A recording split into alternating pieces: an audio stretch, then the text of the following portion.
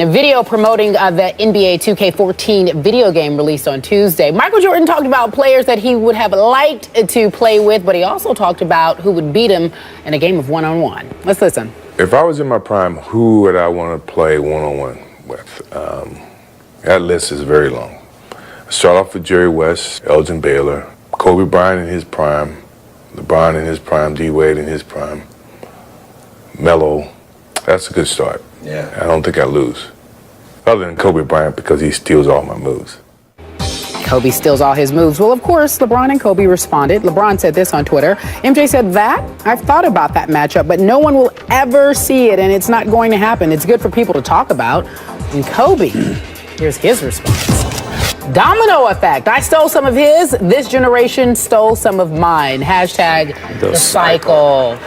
Kobe being humble, per usual. Oh, yeah. Stephen A., I'll start with you first. Beautiful quote from the Black Mamba. Yes. Definitely on point. Who would have a better chance? Because he's absolutely right. Well, listen, Kobe Bryant would have a better chance than anybody on the planet to beat Michael Jordan because Kobe Bryant, Michael Jordan is right. A lot of Michael Jordan's moves Kobe Bryant has. And Kobe Bryant stole, not to mention the fact that the one thing he never stole was that jump shot. Because Kobe Bryant is a better shooter than Michael Jordan ever was. That is just a fact. Michael Jordan was never that shooter. As great as Kobe Bryant is as an athlete and an attack in a basket in his heyday, he could never attack the basket like MJ. But MJ could never shoot like Kobe could. That's unless it was just time to make one. Well, again, we're talking about overall. Like I said, the moments are the moments. Yeah. Greatness shows up in moments. But when you measure a guy's skill set, you're talking about over the course of 48 minutes. You're talking about over the course of 82 games. You're talking about a game that you go into the backyard with, that you go into the park with in the summertime,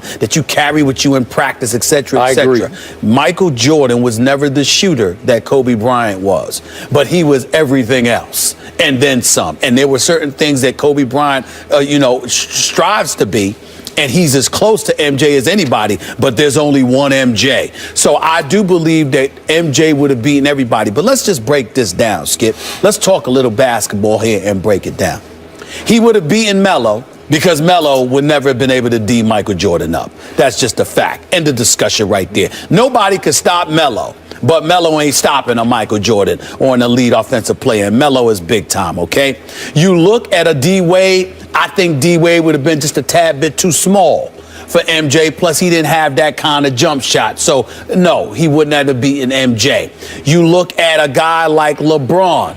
LeBron is a physical freak of nature. Yep. It would have been very, very difficult for Michael Jordan to stop him. But his perimeter shot didn't have that consistency. Even though you're playing one-on-one, you wouldn't be shooting free throws. If you were shooting free throws, LeBron isn't as reliable as the other guys were for all of these years. So that wouldn't have happened. And LeBron wouldn't have done it. I think the one dude that would honestly have the best shot at beating Michael Jordan is Kevin Durant.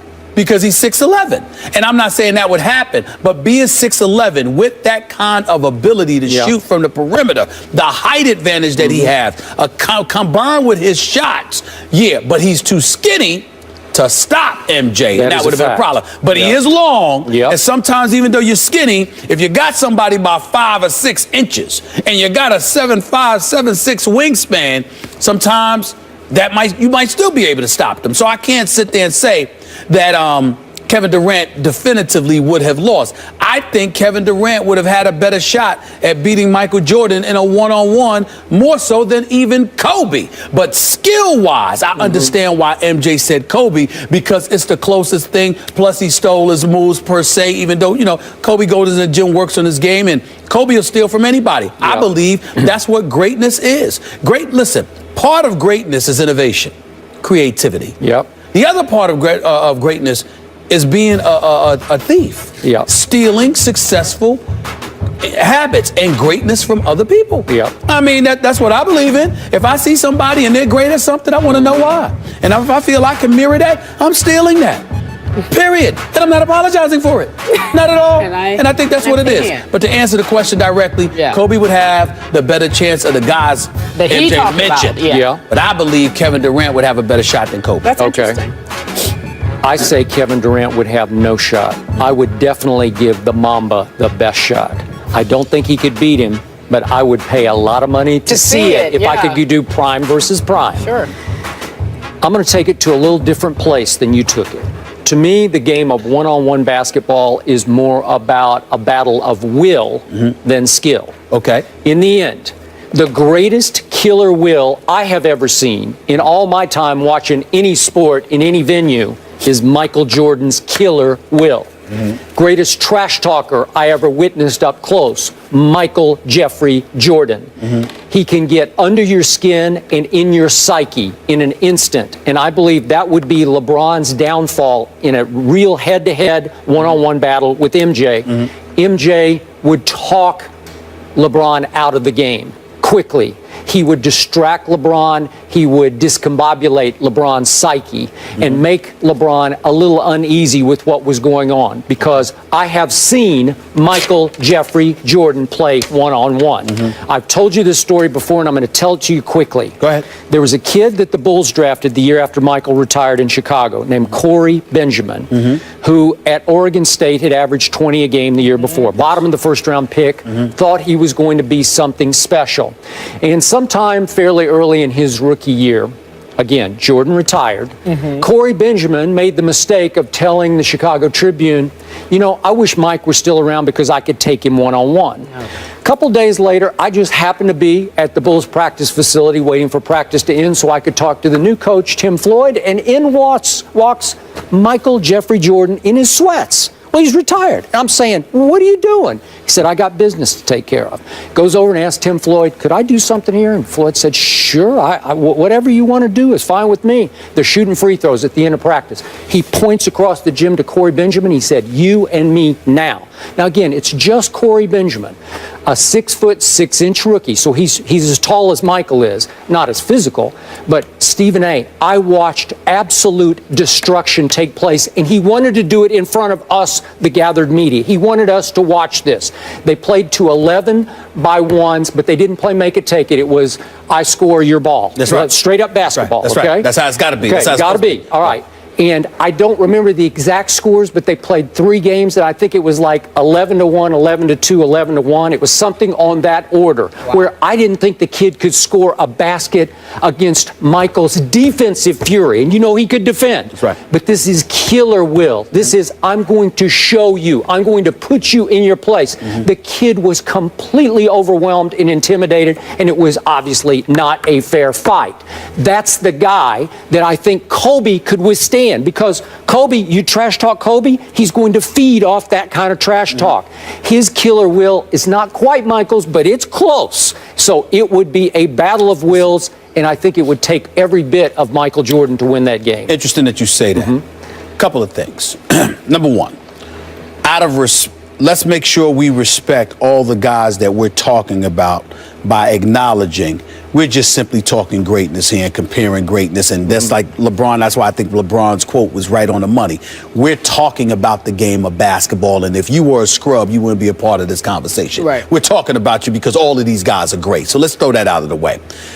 I think you're sleeping on a couple of guys. Number one, LeBron. LeBron may have wilted beneath the pressure, but I don't think it was the pressure of individuals on the court against him. It's the ambiance, it's the moment, it's the people watching, it's all the chibber-chabbering and the talking and all of that other stuff. That's why going to Miami is one of the greatest things that he ever had to ever happen to him. Not just because he was playing with an assassin like Dwayne Wade. Yeah, I agree. But also an assassin that is the president of Pat the Riley. I agree. Which is Pat Riley. Yep. Pat Riley knows how to get you to tune that stuff out. They taught him how to handle it. They taught him how to handle it. I agree. I mean, he should be indebted to them for the rest of his career because I'm telling you, they help you in that regard. Pat Riley is that type of dude, okay? That's one. Okay. Number two, you've got somebody like Kobe. Like you said, Kobe could handle it. Kobe could definitely take it. But when you talk about one-on-one, Skip, I got news for you. That's why that's why the stars are who the stars. Because after all the coaching, all the schematics, everything is planned and outlined and detailed, etc.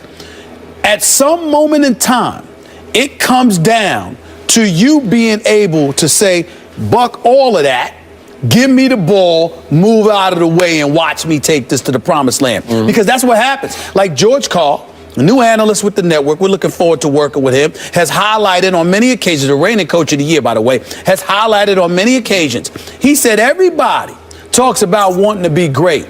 They all want to be great come contract time. They want to be recognized for greatness. But when it's time to stand up and really put your greatness on display in those pressure moments, you'd be surprised how short that list is. There's a whole bunch of dudes that don't want it.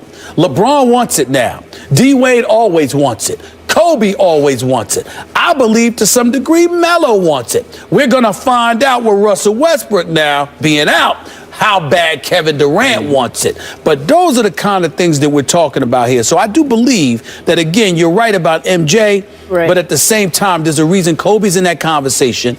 There's a reason LeBron deserves to be in that conversation. Wait, Stephen A., he said that he doesn't think LeBron could handle MJ mentally. With 2 rings right now, where LeBron is, you give him a fair... Well, I've always felt like LeBron could be see, and that's where Skip and I differ. I've always believed that in a one-on-one matchup, LeBron would be, not that he would win, because I think skill-wise, MJ had the edge. But I always believed that LeBron could handle it. Mentally. The issue for LeBron mentally wasn't an opponent. If you watch LeBron, he's at his best when somebody's talking smack to him on the court. It's like bring the I'm rain. not sure if that's somebody were Michael Jordan, that would be different. You don't think that would bring out the best? No. See, what happens is that, again, it's the outside stuff that affected LeBron, not somebody on the court. On the court, you're LeBron. If anything, you're feeling pity for most people half the time. Not that would apply to MJ ever, but you're feeling pity. I've watched LeBron go up against the Lakers with Kobe. I watched him go up against Boston with Paul Pierce and those boys. And the more smack they talked, the more he came. It's when you've got the ancillary, the peripheral stuff on the outside. That's where he got affected, and Kobe was never affected by that. Last quick thought. If you go big men, MJ versus any big man one-on-one, I don't think he could beat Shaq one-on-one. Of course not. It's just too much. He's too powerful. Well, he can't stop him. He just can't stop him. But they can't stop him. Yeah. So just for the record. But he threw he only threw out guards. He did. Elgin Baylor, Well, Jerry he West. did. He didn't mention any big men. Wouldn't we love to see that? Good to